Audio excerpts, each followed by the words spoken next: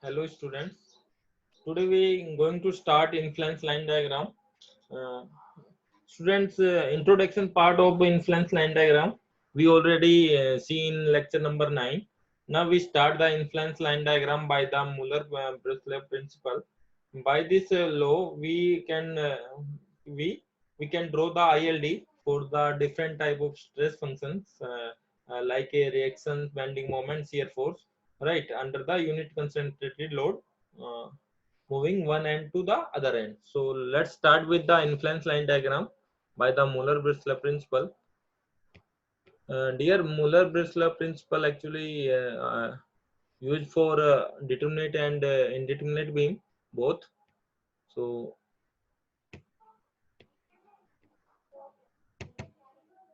here you can see Muller-Breslau principle. It is applicable for determinate or indeterminate both beam. Okay. It can be used to draw ILD for a stress function like reaction, shear force, bending moment due to unit concentrated load rolling from one end to other end. Okay. According to the Muller-Breslau principle, the ILD of any stress function in a structure is represented by deflected shape, which is obtained by removing the restraint and introducing a directly related generalized unit displacement in the direction of restraint, right? So in the ILD, any stress function is a structure represent the deflected shape, which is obtained by removing the restraint, introducing a directly relative generalized unit displacement in the restraint direction, right? So here you can see the examples of simply supported beam. Uh, Here we draw the ILD for the RA for the RA means for the force RA. Here is the deflected shape, one unit, and that will be the linear as we learn in lecture number 9. And here you can see ILD for the RD, that will be the deflected 4 in the restraint direction, one unit displacement, that is the this one. So that is the ILD for RD, and this is the ILD for the shear force at C. So deflect the deflect your shape, right, in the restraint direction. You can see here, same here. So that is the ILD for the shear force. You can see here ILD for the moment at C and deflected shape, this one, and this will be the linear.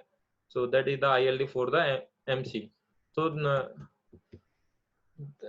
हमने इसी इसी को यही example हमने lecture number 9 पे solve किया था कि कैसे आरए निकालते हैं, कैसे आरडी निकालते हैं, और कैसे हम एससी निकालते हैं और एमसी कैसे निकालते हैं. ये सारा सॉल्यूशन हमने कहाँ पे देखा था, अपना लेक्चर नंबर 9 पे देखा था. मैंने इसी एग्जांपल को सोल्व किया था, तो आप वहां से देख सकते हो कि आरडी कैसे निकालते हैं, आरए कैसे निकालते हैं. ठीक है. और डिफ्लेक्टेड शेप हम कैसे बाय द मूलर ब्रिस्लर कैसे डिफ्लेक्ट करते हैं. ठीक है. So that will be the deflected shape for the RA, RD, SC and MC, right?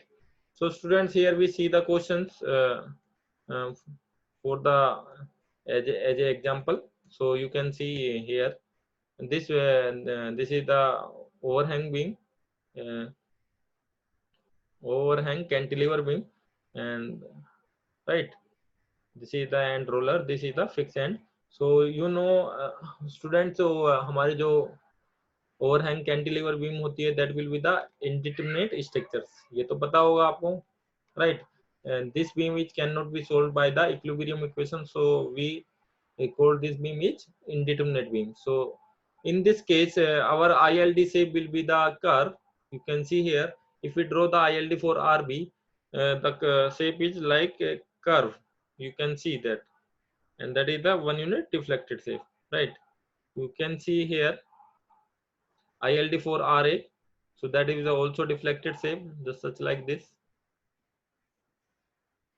and this is the your undeflected shape for the MA. You can say ILD for the MA. So this is the ILD for MA. the magnitude that will be given by the tangent drawn and make angle theta, that will be the given magnitudes, right? Here draw the tangent. So students, ये हमने देखा कि कैसी indeterminate shape में हमारी जो ILD diagram वो कैसे ड्रॉ होगा, किस शेप में ड्रॉ होगा. Here you can see in this beam diagram, that is the cantilever overhang beam. And now we see the next question. Using a Mueller-Bristol principle, ILD for RA, RB, SC, MC for overhanging beam shown in figure. You can shown. This is the given beam. Here is the one and one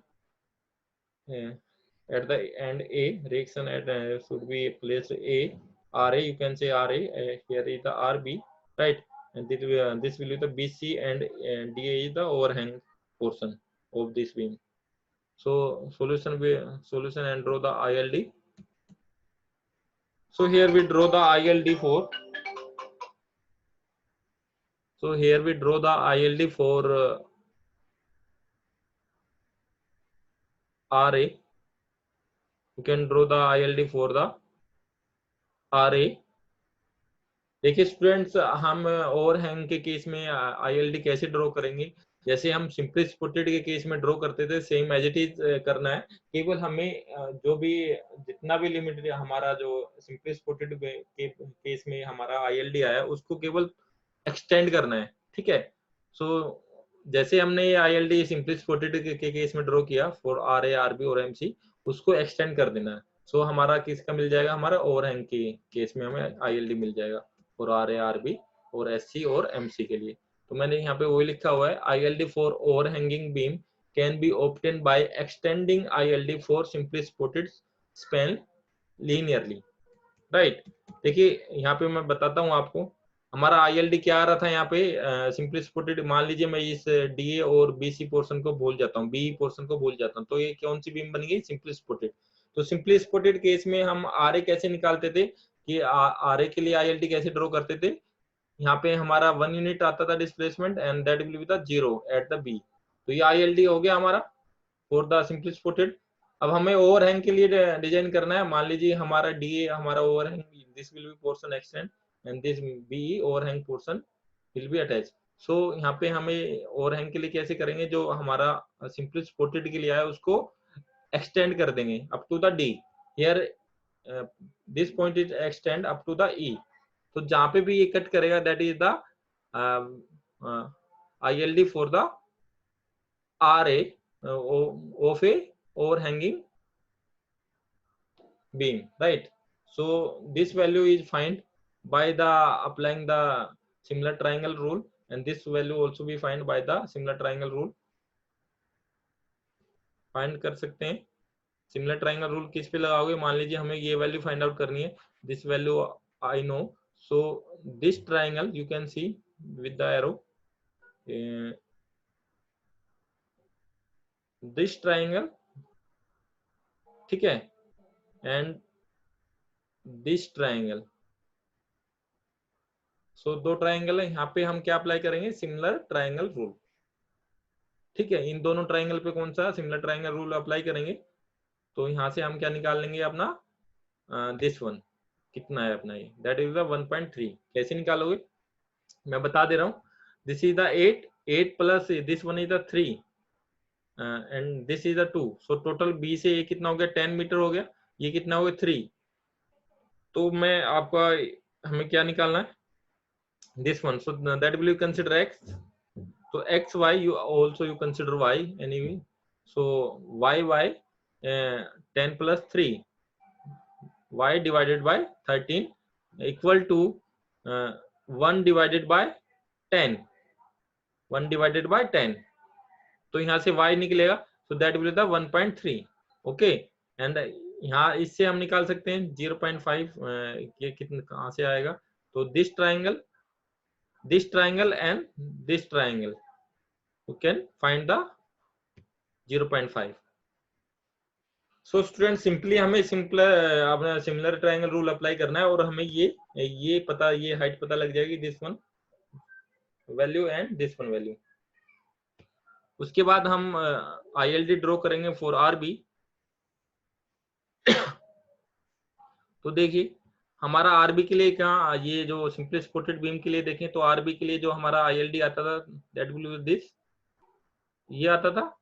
अब हमें over hanging के लिए देखना है, इस beam के लिए देखना है, तो हम क्या करेंगे, इस पोर्शन को एक्सटेंड करेंगे, एक्सटेंड करो up to the E, this will be extend up to the D, so that value is the 1.5 and that value is the 0.3 by that will be also solved by the similar triangle rule। देखिए similar triangle rule है, उससे हम easily solve कर सकते हैं, right.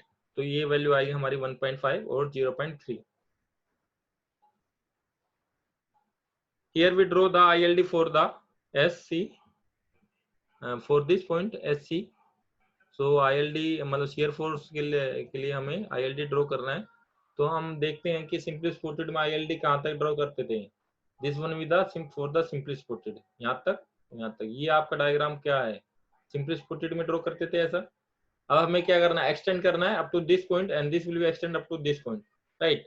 ये हमारा ILD for SC है। ये जो वैल्यू आई है, ये वैल्यू हमने सेम उसी फॉर्मूले से अप्लाई की, that with the A/L and that with the L minus A by divided by L, है ना। तो उससे ये वैल्यू हमारी फाइंड आउट हो गई है 0.2 और 0.8।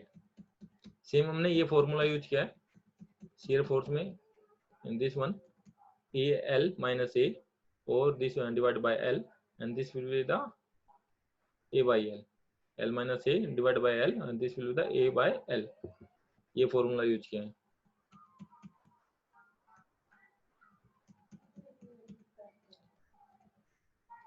तो यहाँ से जो हमारी ILD की वैल्यू आई है for this left Spain that will B 0.8 and for the right Spain 0.2 ILD for the shear force।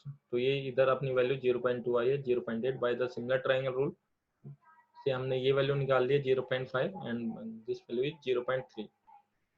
Okay students, this will be the negative value, this will be the positive, so this will be the negative। now we see the ILD for the moment at C, so you can same here we draw the simply supported beam for this portion and this will extend up to the point D and this will extend up to the point E, right। हमने इस फॉर्मूले से A L minus A divided by L ये formula apply किया, यहाँ से हमारा bending moment at C पे निकलेगा 1.6, राइट। यहाँ पे हमने by the similar triangle rule से हमने ये वैल्यू निकाल ली and this value find the similar triangle rule, right. Friends ये सॉल्यूशन था आपका, कैसे हम ILD ड्रॉ करते हैं ओवरहैंग के लिए, ये मैंने बताया, ये आप देख लीजिए इसको, ठीक है। सिंपली सपोर्टेड के लिए मैं बता चुका हूँ। हाँ जी बिल्कुल, कुछ स्टूडेंट्स बोल रहे हैं कि सर यहाँ पे लोड की वैल्यू चेंज होगी तो ILD चेंज होगा। ILD डियर ओके, देखिए 1 यूनिट के लिए हम कंसीडर करके चल रहे हैं और जो हमारा यूनिट लोड होगा, यदि हमें यूनिट लोड के लिए कुछ 10 किलो न्यूटन या 15 किलो न्यूटन गिवन है लोड, तो क्या होगा उसी फॉर्मूले में हमें लोड पुट करना है। भाई हम 1 से कितना भी मल्टीप्लाई कर सकते हैं, so that's is not problem. ये भी क्वेश्चन हम सोल्व करेंगे, ठीक है, नेक्स्ट लेक्चर में सोल्व करेंगे with the value of load.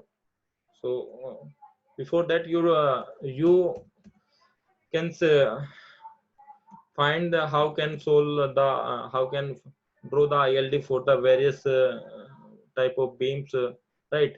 तो इससे पहले आपको सभी बीम के लिए ILD ड्रॉ करना आना चाहिए। तो ILD ड्रॉ कर लिया तो आपका क्वेश्चन हो जाएगा, कोई प्रॉब्लम नहीं है। तो ILD ड्रॉ करना आना चाहिए सिंपली, जैसे आपका एग्जाम में आया ओवर हैंगिंग बीम है तो उसके लिए ILD same as it is आएगा, कोई दिक्कत नहीं है, कोई प्रॉब्लम नहीं आएगी। लोड कैसा भी लग रहा हो, 10 किलो न्यूटन 15 किलो न्यूटन कहीं भी लग रहा हो, पर RA के लिए हमारा ILD यही रहेगा और RB के लिए ILD यही रहेगा और SC के लिए ILD हमारा यही रहेगा और MC के लिए भी यही रहेगा। ये क्योंकि ये हमारी ओवर हैंगिंग बीम के लिए ILD यही बनेंगे, ठीक है। और लोड है, लोड की वैल्यू हम चेंज कर सकते हैं, लोड का कोई फर्क नहीं है। ऐसे ही हमारा जो सिंपली सपोर्टेड बीम के लिए हमने सोल्व किया तो ILD वही बनेगा, चाहे लोड कुछ भी हो, 10 किलो न्यूटन लग रहा हो, 15 किलो न्यूटन लग रहा हो, कोई भी लोड लग रहा हो, पर ILD हमारा सेम बनेगा for RA RB SC MC, right, in case of simply supported beam over hanging beam, right. और ठीक है स्टूडेंट्स, तो हमें ये देखना कि ILD कैसी शेप में बनेगा। फॉर ओवर हैंगिंग के लिए और सिंपली सपोर्टेड के लिए कैसी शेप में बनेगा, ठीक है। तो ये सारी चीजें देखो आप। Now we see the ILD for RA, draw ILD for RA। ये आपकी बीम गिवन है, ये यहाँ पे आप इस क्वेश्चन को सोल्व कर सकते हो अपने, ठीक है, अपने प्रैक्टिस के लिए क्वेश्चन को सोल्व कर सकते हो। यहाँ पे ILD फॉर RA के लिए ड्रॉ करना है, तो मान लीजिए ए पॉइंट ये है, तो ए के लिए यहाँ पे क्या करेंगे, ये कंटिन्यूअस बीम है, that is the continuous beam. Continuous beam कौन सी होगी आपकी, indeterminate, that will be considered in indeterminate structures. So this will be beam, this will be solved by the curve, ILD shape will be curve. So आपके जो RA जो design करेंगे तो उसके लिए आप कर्व पोर्शन बनाओगे, ठीक है। तो ILD आप ऐसे ही बनाओगे, सिंपली इसको कर्व पोर्शन में ले जाते हुए यहाँ पे अपना ड्रॉ करोगे, ठीक है। So now we see the next questions. Draw ILD for RA, RB, RC and MB.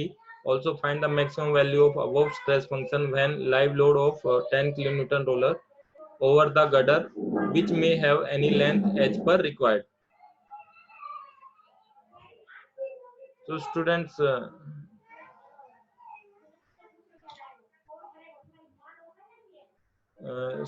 यहाँ पे इस बीम का स्पैन मिसिंग है, तो मैं यहाँ पे बता देता हूँ आपको। AB is the span between 2 point AB, that is the 20, that is the 20. Here BD span is the 6 and DC span is the 4, right? And total is 10. Distance between BC is 10. So now we draw the ILD for this beam. तो देखिए ये हमारा यहाँ पे hinge है, internal hinge, that is the internal hinge. यहाँ पे आप कोई भी लोड से पुश करोगे तो वो सीधे ऐसी डायरेक्शन ले लेगा, इस शेप में आपका आ जाएगा। किसी भी लोड से आप, या 1 यूनिट लोड हो, कोई भी लोड हो, यहाँ पे पुश करोगे या अप्लाइड करोगे, that will deflect in this shape, because यहाँ पे इंटरनल हिंज चाहिए। तो अभी हम यदि ILD for the RA design करें, ILD for the RA, so you can see here this will the maximum ILD कब RA कब आएगा, जब हमारा यूनिट लोड यहाँ पे प्लेस करेंगे, that will the 1 unit load that will deform linear, right, at the B that is equal to 0, and here is the deflected, directly deflected in this shape. So you can show this shape like this, because here we push any type of load that will deflect in this shape. So आपकी ILD की shape यही रहेगी आपकी when we find the when we draw the ILD for the RA. And now we draw the ILD for the RB, that will be the ILD draw the RB, that will be the RB.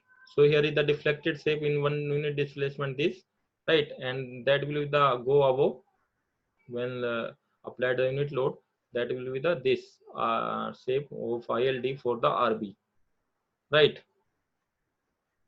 Here draw the ILD for the RC, you can see here, देखिए यहाँ पे internal hinge है, तो आगे आपका reflection नहीं होगा, वो सीधा यहीं पे इतना ही आपका डिफ्लेक्ट होगा। यदि हम 1 यूनिट लोड यहाँ पे अप्लाई करेंगे तो वो डिफ्लेक्टेड शेप यही मिलेगी आपको, that is the 1 at the end C, that is the RC, and this value is deflected and that will be the 0, because internal hinge है तो यहाँ से डिफ्लेक्टेड शेप आगे नहीं पहुंचेगी, so that will be the 0, right. This is the ILD for the MD, sorry, ILD for the MD.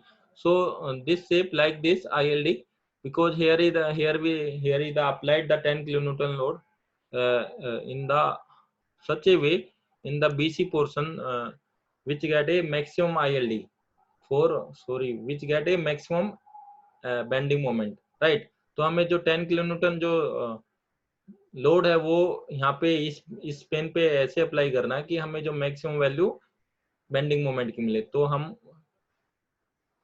इसके क्या करेंगे, एज पर स्पैन रेशियो को देखते हुए हम ILD अपना 10 किलोमीटर लोड अप्लाई करेंगे, तो आपकी जो ILD की शेप बनेगी लाइक दिस, ठीक है। तो यहाँ पे देख सकते हैं maximum upward reaction A will occur when only span AB is loaded, right. तो हमारे जो मैक्सिमम स्पैन, जो आपकी मैक्सिमम रिएक्शन आएगी RA, तो वो कब आएगी, जब हमारा जो स्पैन, जो लोडेड स्पैन है, that will be the AB, right. मतलब ये क्या कह रहा है, जो 10 किलो न्यूटन मीटर जो लोड लग रहा है, लाइव लोड लग रहा है, यदि ये जो लोड है जब हमारा ए बी फुल्ली अप्लाइड कर देंगे at a portion A B पे, तो हमारी आर ए मैक्सिमम रहेगा। ठीक है, इन पे अप्लाई नहीं करेंगे, ओनली फॉर ए बी। देखिए यहाँ पे कोई स्पेन नहीं गिवन है कि भाई किस पे अप्लाई कर रहा है। अपने लोड जो 10 किलो न्यूटन पर मीटर लोड है वो कहाँ पे अप्लाई हुआ है, क्योंकि ये एक लाइव लोड है, ये चेंज हो रहा है। ठीक है, लोकेशन इसकी चेंज हो रही है। So if we applied this load at a point between AB, so RA is maximum, right? So RA क्या रहेगा आपका, RA maximum that is the W into area of ILD of RA in a portion। ठीक है, तो RA की value कितनी रहेगी, जो कि मैक्सिमम वैल्यू रहेगी, दैट विल बी द 10, जितना लोड गिवन है। याद रखना कैसे निकालते हैं, यदि हमें कोई वैल्यू निकालनी है रिएक्शन की या शियर फोर्स की, तो क्या करते हैं हम, इतना लोड गिवन है, 10 किलो न्यूटन लोड गिवन है, और जितना एरिया ये कवर कर रहा है अपना, जितना एरिया ये ट्रायंगल कवर कर रहा है वो एरिया मल्टीप्लाई करो जो लोडेड एरिया है। ठीक है, जो loaded area, load into loaded area, तो लोडेड एरिया हमने डिफ्लेक्टेड किया किस शेप में, ट्रायंगल शेप में, बिटवीन ए बी तक ही लोड अप्लाई किया था, तो ये एरिया लेंगे, दैट विल द ट्रायंगल। तो ट्रायंगल का एरिया क्या होता है, 1/2 इंटू 1 इंटू 20। ये स्पेन कितना है मैंने बताया था 20 है। This will be the 6 and this will be the DC कितना है 4। ये टोटल बीसी कितना है 10। So here right 10 into 1/2 into 20 into 1। So R A कितना आ गया, R A maximum equal 100 kilo newton. तो आपका मैक्सिमम वैल्यू आर ए की कितनी होगी 100। अब कहीं पे भी आप अप्लाई करके देख लो लोड, आपकी आर ए की वैल्यू इससे ज्यादा नहीं आएगी। So that's why we applied the load near to the R A. सो हमारी जो वैल्यू है आर ए की हमें मैक्सिमम मिली। ऐसी सेम हमें आर बी निकालना है। R B will be maximum when entire span of the beam ABC is loaded. तो आरबी की मैक्सिमम वैल्यू कब मिलेगी, जब हम इंटायर स्पेन एबीसी को फुल्ली लोडेड कर देंगे। ठीक है, एबीसी को फुल्ली लोडेड कर देंगे तो हमें आरबी की वैल्यू मैक्सिमम मिलेगी। तो आरबी की वैल्यू क्या रहेगी, जितना लोड है जो लोड है 10 into area of loaded area. ठीक है, area of loaded area that will the 1/2 triangle shape में इंटू 30 टोटल स्पेन हो गया into 1.2। you can see here in this ILD diagram of RB, ये क्या है triangle, this will be the height, this is the base 30, so 1/2 1.2 into 30। Okay students, अब कुछ students बोलेंगे sir 1.2 कैसे निकला। स्टूडेंट्स 1/2 भी हमने सिमिलर ट्राइंगल रूल लगा के निकाला है। देखिए यहाँ पे this one is the one triangle and this is the second triangle, so by the similar triangle rule easily find out the this value। so that is the 180 kilonewton for the RC maximum, at least DC should be loaded and RC is maximum। तो आपका क्या है, यदि RC हम RC की value maximum कब मिलेगी, जब when we loaded DC, right, जब हम फुली लोडेड कर देंगे डीसी को, तो हमारी आरसी की वैल्यू मैक्सिमम रहेगी। तो इसका कैसे वैल्यू निकालेंगे, that will be the applied load into loaded area, that will the form of triangle, that is the 1/2 into 6 into 1। तो ये क्या है 6 इंटू 1, तो ये आपका 6 था Spain, that is the 6, this is the 4। okay, so here we write value of RC। now we find the MB maximum at least maximum bending moment B maximum at least BCD should be loaded। तो जो bending moment है हमारा B पे निकलेगा, तो वो हमारा यदि BCD को लोड करेंगे, जो आपकी जो पोर्शन है BCD बीम का उसको लोडेड करेंगे। ठीक है, लोडेड करेंगे तो हमारा बेंडिंग मोमेंट मैक्सिमम आएगा। तो बेंडिंग मोमेंट आपका जो मैक्सिमम आएगा तो कैसे आएगा आपका, that will be the loaded area, load into loaded area। so you can see here 10 into loaded area। ठीक है, तो ये आपका लोडेड एरिया किसका लेना है, ये जो आपका बेंडिंग मोमेंट डायग्राम ड्रॉ किया है इसका loaded area, that will be the value 4। this height is the 4 and this is the 10। so 1/2 into 10 into 4 multiply by 10। okay, so students ये हमने वैल्यू फाइंड आउट की यहाँ पे आर ए की, R B की, आर सी की। तो इसमें आपको यदि केवल क्या है प्रॉब्लम, हमें यदि आईएलडी ड्रॉ करना आ गया उस बीम के लिए for different different stress function के लिए, like R A, R B, R C, और you can say M M C या एम ए जो भी है, या शियर फोर्स के लिए, तो हम इजिली वैल्यू फाइंड आउट कर सकते हैं फोर्स की। Easily R A, R B, R C निकाल सकते हैं, और एम सी और एस सी भी निकाल सकते हैं। तो हमें मेन है कि आईएलडी ड्रॉ करें उस बीम के लिए और वैल्यू फाइंड आउट करें for the different stress functions. Now we see this example. This example for the simply supported beam. Here we applied the any moment m. So here this question is find the RA value, RB value, and SC और MC value. तो इस type की beam के लिए क्या होगा हमारा ILD, देखिए यदि हम ILD निकालें फॉर RA के लिए तो क्या रहेगा, सेक्शन सी है। यदि हमने जो लोड है that will the applied right to the left of the C, you can say moment, here load नहीं है, मोमेंट अप्लाई किया लेफ्ट ऑफ द सी, तो क्या आएगा आपका, here is any consider any reaction R A into this is the A, right. तो हमें यहाँ पे मोमेंट लेना है, हमें सबसे पहले रिएक्शन निकालने, तो मोमेंट ले लीजिए बी के about R A into L plus one. तो आपका क्या आएगा आर ए इंटू एल, और ये आपकी सेम डायरेक्शन में लग रहा है, one kilo newton metre moment, so that is the plus one equal to zero. तो summation of moment about the B equal to zero. तो यहाँ से आर ए क्या रहेगा minus one by L, right. R A क्या रहेगा minus one by L. तो यहाँ पे जो आर ए की वैल्यू आएगी that will the same all through the span, because आप यहाँ पे x का कोई रोल ही नहीं है, यहाँ पे x इक्वल टू जीरो भी पुट करते, मान लीजिए यहाँ पे आर ए इंटू एक्स करते आप, मैंने मान लिया कि आर ए इंटू एक्स करते, तो x इक्वल टू जो भी आप पुट करते, तो जैसे x इक्वल टू हम l पुट करते या x equal to zero put करते, तो उसका कोई मैटर नहीं रह जाता। यहाँ पे हमें आर ए निकालना, तो जो आर ए की वैल्यू है वो आपकी all through the beam of span is will be same, so that is the 1 by L। तो आपकी ये जो वैल्यू रहेगी that will be the same all through the beam आ रहेगी, तो ये that क्या रहेगी आपका माइनस 1 by L, क्योंकि ये जो मोमेंट है ये आपको कंपनसेट कर देता है, ठीक है, फोर्स को। तो that's why this will be the constant all through the beam। यहाँ पे ILD फॉर RB निकालेंगे, तो ILD हमें पता है total vertical forces equal to zero, तो RA plus RB equal to zero, फिर RB equal to minus RA, ठीक है। तो यहाँ पे आपका क्या रहेगा, यहाँ पे प्लस आएगा, तो यहाँ पे प्लस आएगा, तो यहाँ पे क्या करोगे आप वन वन प्लस एल। तो जो आरबी की वैल्यू आएगी that will also be constant all through the span of the beam, so that will be the 1 by L। here we the find the ILD for the SC। तो SC के लिए क्या रहेगा, SC shear force निकालना है, ठीक है। तो शियर फोर्स है दैट विल द हम क्या करेंगे आर ए, यदि देखें हमारा लोड राइट ऑफ द सी है या लेफ्ट ऑफ द, यदि लेफ्ट ऑफ द सी मान रहे हैं तो इधर से फोर्सेज निकाल लेंगे सी पे, क्या आएगा 1 by L, इसके अलावा तो कुछ है नहीं। तो आर ए क्या आएगा, यदि हम एस सी को देखें तो एस सी क्या आएगा, यहाँ पे अपवर्ड है, तो that is the 1 by L, और कोई फोर्स लग ही नहीं रहा है, तो that is the 1 by L, right. तो यहाँ पे ऑल थ्रू द बीम हमारा कांस्टेंट रहेगा एस सी के लिए, that will the minus 1 by L।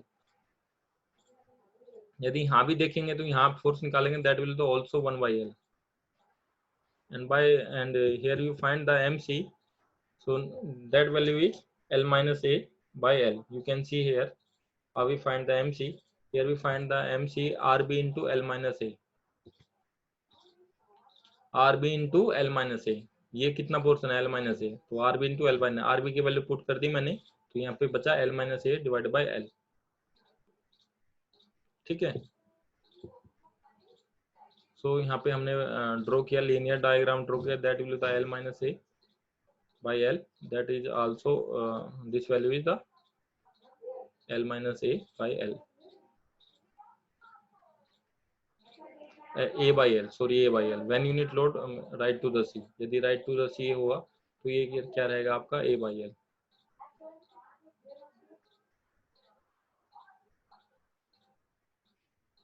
तो स्टूडेंट्स देखिए आप जो मोमेंट लोगे ना वो डिपेंड करता है जिस, यदि हम यूनिट लोड इधर अप्लाई कर रहे हैं तो हमारे लिए इजी सेक्शन कौन सा पड़ेगा उधर से सोल्व करना, लेफ्ट साइड से। यदि राइट साइड में हम या यूनिट लोड अप्लाई कर रहे हैं तो हमारा इजी पोर्शन कौन सा सोल्विंग होगा, लेफ्ट वाला। तो लेफ्ट से इजी हम बेंडिंग मोमेंट निकाल सकते हैं एट पॉइंट सी। यदि लोड लेफ्ट के पोर्शन पे पुट किया हुआ है तो हम इजिली राइट साइड से सोल्व कर सकते हैं क्वेश्चन को, जिससे हमारा जो कैलकुलेशन है वो इजी हो जाती है, right. So that's Y we taking here minus a by L, we taking a moment about C from the left side, so RA into A, so here minus A by L, so that will be the minus A by L. So students ये कुछ question थे, इसके बाद हम और question solve करेंगे with the load value, different type of load value. So before that we going to next slides, you can the next lecture. So you keep the practice with the ILD and with the different type of ILD shape with different type of beam. Make a practice for all types of beam. So students take care till then. Thank you all.